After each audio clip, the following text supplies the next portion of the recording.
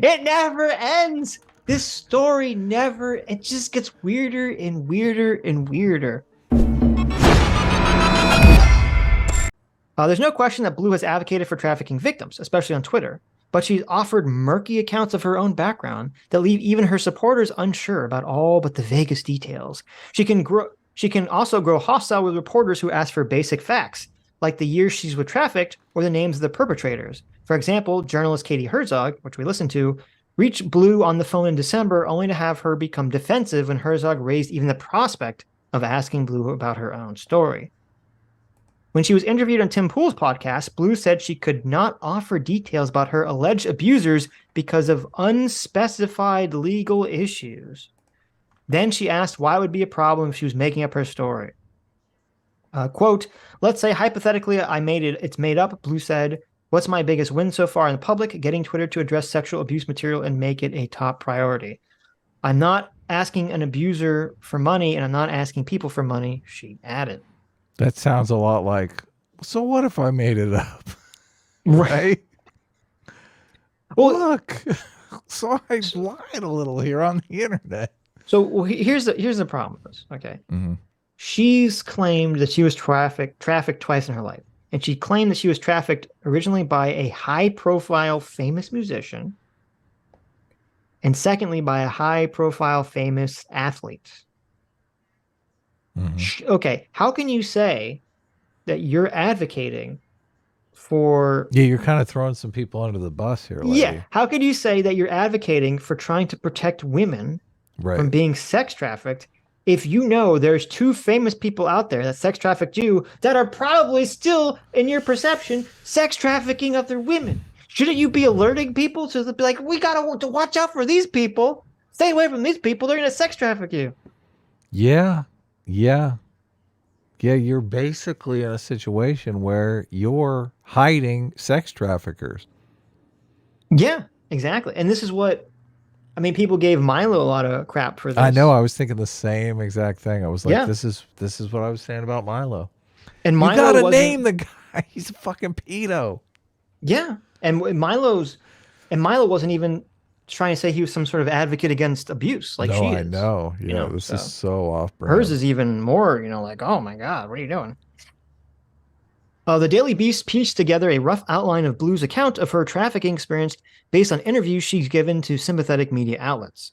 Bleu has said that her trafficking spanned 2 different periods, separated by roughly a decade. In her telling, Bleu was first groomed by a prominent photographer she met at a Warped Tour concert in Chicago when she was 16.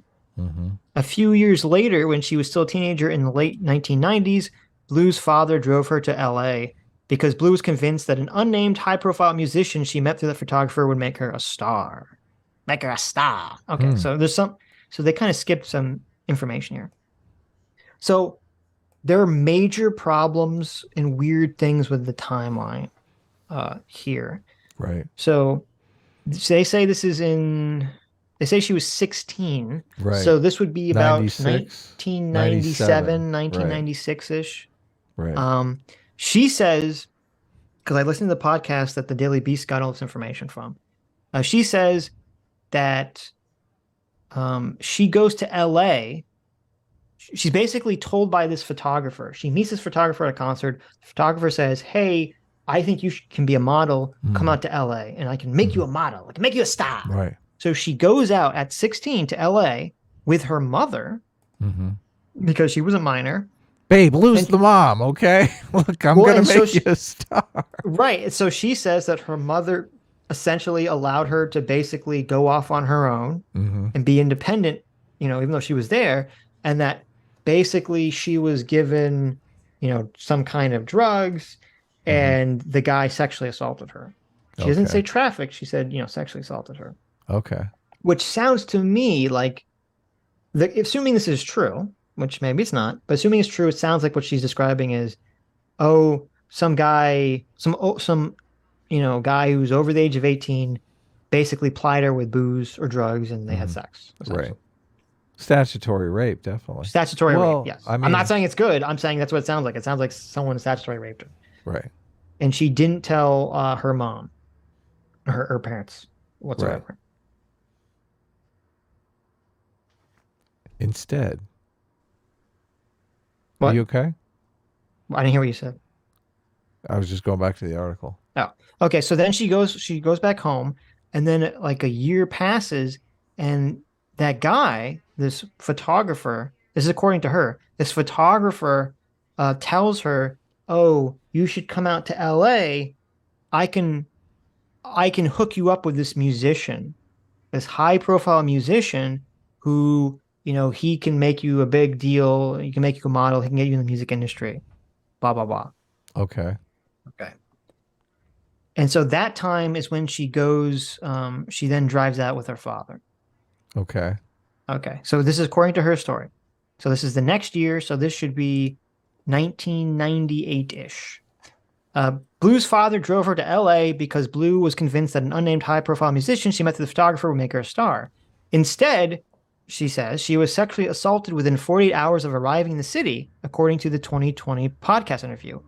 Her traffickers quickly hooked her on a drug she knew as, quote, ice, generally recognized as slang for crystal meth, though Blue said she didn't know what the drug was. Blue claims she was then sold for $500 to a sex trafficking ring in the Hollywood Hills, where she found herself living with members of a ring that trafficked transgender women. Weird claim, but okay. Yeah. Okay. This is in 1998. Right, but I mean, obviously, if she was Supposedly. sold for $500, people could dig into that. You would think so. But I think most, like, if you took this to law enforcement, they'd be like, "Sure, she was." Oh, let me go. Look, I'll go drive around the Hollywood Hills right now. Well, I Let mean, me just this go. was We'll canvass the area. right. This is over 20 years ago that she's talking about. Yeah, that's very convenient for her, isn't it? Right. You couldn't exactly. Well, that's what's weird too. She gives so much more details about her experiences from 1998. She gives no details about her recent experience being trafficked. Hmm. Oh, interesting. Which, in terms of convenience, you're like, well, could the police can't really check up? It'd be very difficult for the police to check up on this claim from 1998. But if she said, "Oh, in 2016 I was trafficked," or 2015 I was trafficked, they could look into that. Sure. Probably not beyond the statute of limitations on that as well. Well, I don't know if this is statute of limitations for sex trafficking. Yeah, I don't know if there is. I guess if you sell someone into sex slavery for $500, there's no statute of limitations on that, right? There shouldn't be if there is. You're going to jail. Yeah. She says, "I was sold for $500 to a very old gentleman in the hills." She claims she struggled to get enough water and food because I was on drugs and other substances. But Blue was such a handful for her traffickers and her telling that they ultimately gave her back to her original trafficker for free. She claims in the interview that she was left in a hallway to die, essentially, from a drug overdose. And when she was in the hospital, she says, of course, she didn't tell the police anything, about the trafficking. And then after that, she goes back home. Quote, "My family didn't even recognize me when I got off the plane," Blue says. After 2 weeks on the farm, she returned to LA to retrieve her car, Blue claims, but she was once again swept up in the human trafficking for an unidentified period. So she doesn't say this. I think what's going on is that the person who wrote this article is confusing her original going out to LA and then her father driving her out to LA. Okay. That doesn't happen in the. So you think they messed it up in the story? I think they kind of confused it. Okay. I mean, her story is very vague and confusing, so I think they kind of extra confused it. Quote, "It's odd what happens to the trauma brain," Blue said on the 2020 podcast episode to explain why she returned to her traffickers, comparing it to Stockholm Syndrome. So, okay, well, let me read this part first. Blue's second trafficking period in her account began roughly in 2008 or 2009, when she was living in the Chicago area. In that same 2020 podcast interview, Blue claimed she was trafficked by a high-profile athlete whom she declined the name. That man and his associates, according to Blue, put her in a dangerous neighborhood she has said existed on what she calls a gang line, the violent border where two Chicago gang territories meet. Quote, "My mattress was on the floor because we had so many shootings that year in the area," she recalled in 2020. "I just didn't want to get shot." Bleu attempted to leave for traffickers in 2013, and her account ultimately succeeded for good in about 2014. Bleu has repeatedly suggested that her former traffickers from Chicago might still be out to get revenge on her and her family members. Well, that's scary. Quote, when I stepped away from the gang, my traffickers lost money, Bleu said in a 2020 interview, and they want that money back. Does that... How much money? I mean, maybe just pay them. Is that... I can't... Is that like a thing? Is that a real thing? Like if you're being sex trafficked... Oh, of course, yeah. And you escape, are they going to pay for your own freedom? Well, no, I mean, are they going to like 7 years later try to like kill your family because you escaped from sex trafficking? I mean... Oh, yeah, of course. Look, they might try to kill you if they think they're going to rat on them or something. I don't know. This seems a little hyperbolic. Isn't this technically ratting on them already? She's like giving all the good stuff away. Well, I mean, she's saying that they're gang members and that they lived in a certain part of Chicago. Like they already narrowed it down. I don't know if you've been to Chicago, Adam, but that's a pretty wide amount of people included in that category. I think she should name names. Yeah, of course. High profile athlete. What does that mean? Yeah. Makes it sound like she knows who it is. Well, obviously she knows who it is. Well, she thinks she knows who it is. I'm not buying any of this story, Sitch. No, I know. Like this is all. It makes it sound like nobody's buying. If she named someone, they would sue her, is what it makes it sound like. Yeah, because they're like, look, I didn't sex traffic you. Look, I met you on Tinder. We went out one time. That's what they're gonna say. Yeah. So asked in a 2021 interview why she hadn't pressed charges against the unnamed athlete or her other traffickers, Bleu, appearing on a podcast with more than 100,000 YouTube subscribers, said the men could still track her down and murder her. Quote, I am terrified that they would kill myself or my family or the people I care about. Bleu said, that's how organized they are.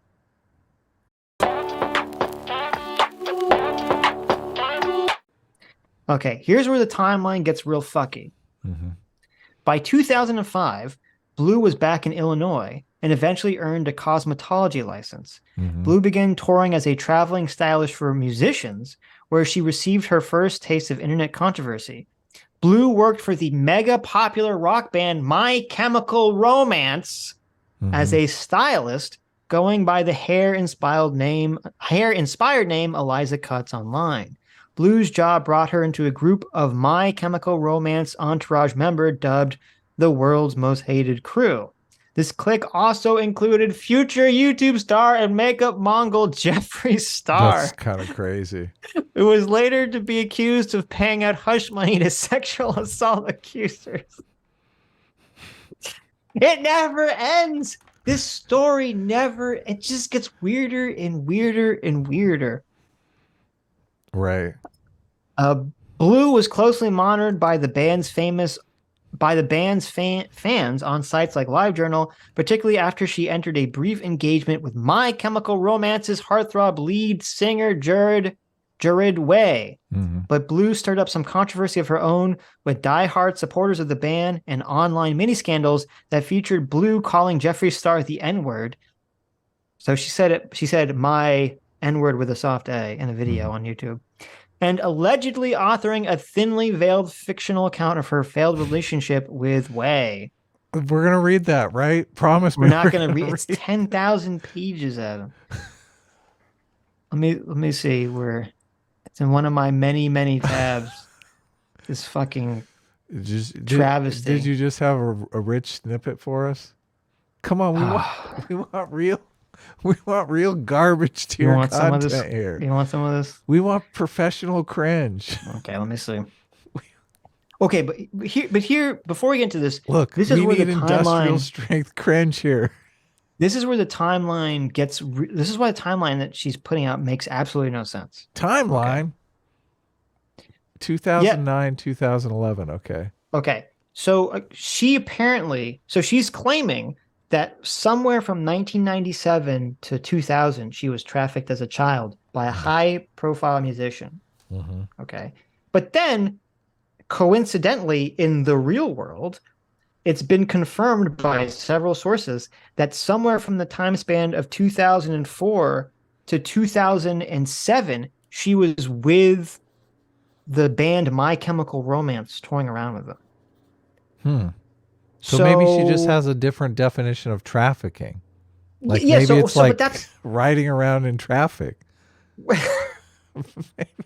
Maybe it's that like was there was a lot of traffic outside the tour bus. right, but so it's like, wait a minute. Is she accusing My Chemical Romance of trafficking her? Or did she coincidentally get trafficked right before then by a different famous musician? And then just also happened to then later hook up with a different famous musician and band. I mean, that's pretty bizarre. More than one famous, like to be trafficked by a famous musician and then to have a relationship with And then be a another groupie with famous. another famous band right after that. Something isn't adding up here. That seems a little I'm suspicious, very doesn't it? suspicious Yes. of the story now. And then it gets even weirder Look, I try to because believe all women, but this is just this is, I know, it gets even weirder strange credulity. because somewhere in the time span of 2004 to 2007, where she's supposedly running around with My Chemical Romance, whether she's being trafficked or not, she gets married to some guy. What? Hold on. What year did she get married? Look, We don't my know, but we timeline know is getting all fucked up here. we don't Look, know, but we know she, in 2011 she turns 30, right? Yeah, uh 2011. I don't know. Yeah. We don't we only know what year she got divorced because someone on the internet dug up her freaking divorce Her papers. divorce. Okay. So she gets divorced from her husband in 2006. Okay. Well, Okay. yeah. I mean, obviously, you're divorcing your wife if she's like a groupie for My Chemical Romance. But this is why this makes okay. So here's why this makes no sense. 2006 divorce. Okay. So supposedly from like somewhere between 2004 2007 or even earlier, could even be up to 2002. So we have somewhere in a magical 3 to 5 year period she's roaming around with My Chemical Romance. But then in the middle of that period, she somehow meets this other guy, gets married to him, and moves to Germany, then divorces him, and then comes back, and then gets in a relationship with the lead singer of My Chemical Romance. And you're like, how the fuck does this timeline make any sense? Yeah, something's fishy here. Okay, I'll read you the beginning of her. So okay. So we do know with 100% certainty, confirmed, Katie Herzog confirmed this, that there was a period of time in, I believe, late 2006 or early 2007, after she divorces her husband, she gets very shortly engaged to the lead singer of My Chemical Romance. Okay. That's been confirmed. She gets engaged to him. By him, I'm assuming that's the confirmation, correct? No, Katie talked to, who she talked to? She talked to like his sister or like his ex's sister or something. She talked to someone who had direct knowledge. And supposedly she proposed to him. Yeah, I figured that. Yeah. Right. So this is where the story gets really weird. And he said, yeah, sure. This is where the story gets really weird. So Eliza Bleu, who was Eliza Cutts back then, was well known in the scene by all the My Chemical Romance fans because they all didn't like her. Right. Because she was like this weird groupie that just seemed to hang around with the band for years. And she had this insanely bizarre, parasite-ish love and like total infatuation with the lead singer of the band. Okay. And so they get engaged. But then in the middle of it all, somehow she ends up getting married to some other guy, then getting divorced. And then a year later, and then as soon as after Gerald she's engaged Way is to the guy. After she's engaged to the My Chemical Romance guy, very briefly, he then breaks up with her, and almost immediately after gets engaged to a different woman, and then they get married shortly after, and he's still with her right now. Okay, and so sometime after that, in 2008, Eliza writes this insanely 10,000-page long fan fiction that is obviously her experience with the My Chemical Romance band. Okay. And I'll read you the beginning of it. Now, here's something interesting. Okay. Remember, and maybe this is news because I haven't really heard anyone else talk about this. Okay. Remember how she's blaming for her second round of trafficking an unnamed high-profile athlete? Yes. And we say, the first person she blamed is an unnamed high-profile musician. Oh, what a coincidence. She was a groupie and engaged to the lead singer of My Chemical Romance. Well, Is that who she's referring to? Right? Yeah. You're like, interesting. Okay. So we don't know. So then the second claim is a high-profile athlete. So the person, the interviewer says, what was the craziest rumor you ever heard about yourself? She says, the craziest of all time was that I was the woman pressing charges on Derrick Rose, the basketball player, for rape. Derrick Rose. That's a very serious subject in general, not the type of thing you want to be involved with. I'm sure there's a million out there. Mm-hmm. So I don't know, maybe it's a coincidence, right? That for some reason she was supposedly rumored to have been, accusing Derrick Rose of rape, and now she's accusing some unnamed professional athlete of rape, or something. I don't know. Maybe it's just a coincidence, but it's just weird. It's just weird. It's another. She saw these weird things about her story. Was she like a Jane Doe in the Derrick Rose civil rape trial? I don't know. I don't even know. I couldn't find any additional information about. In August 2015, Derrick Rose was accused of drugging and gang raping his ex-girlfriend. Oh, well. So yeah, I don't know anything about it. But what team Derrick Rose was on the time? The Bulls. The Chicago Bulls. Yeah. And she says she was in Chicago where she was being trafficked by a high-profile athlete. Mm-hmm. So there might be some there. Is that what you're saying? I don't know. Okay.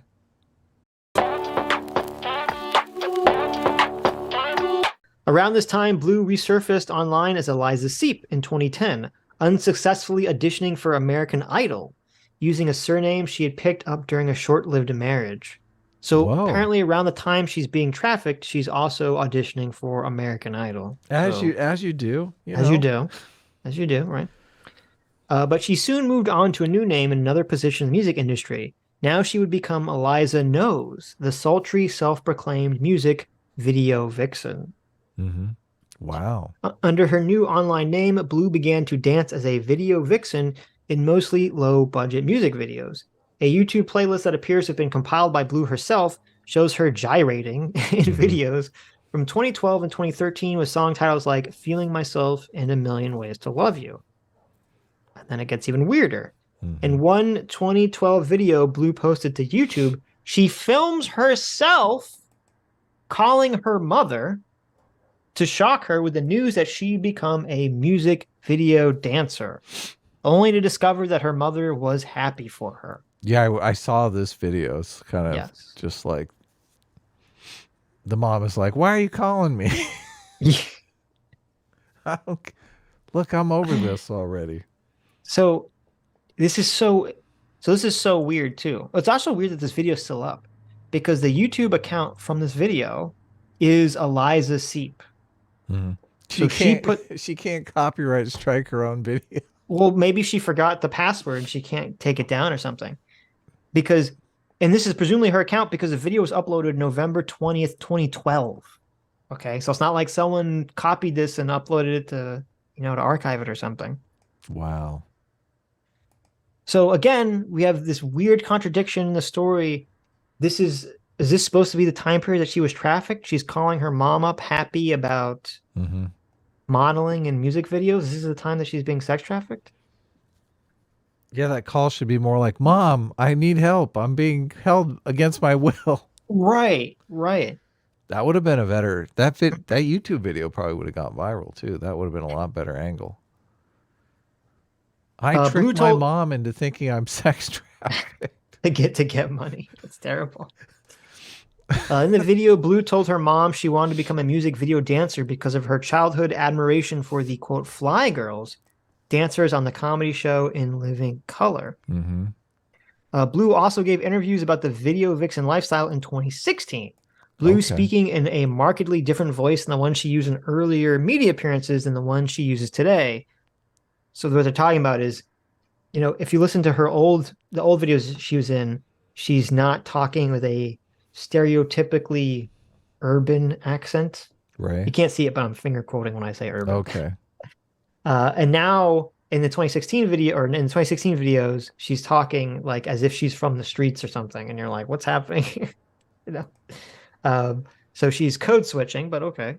Mm-hmm. In 2016, yeah. In 2016, and when she talked to some of the more recent interviews, she kind of puts on the accent, but you know, whatever.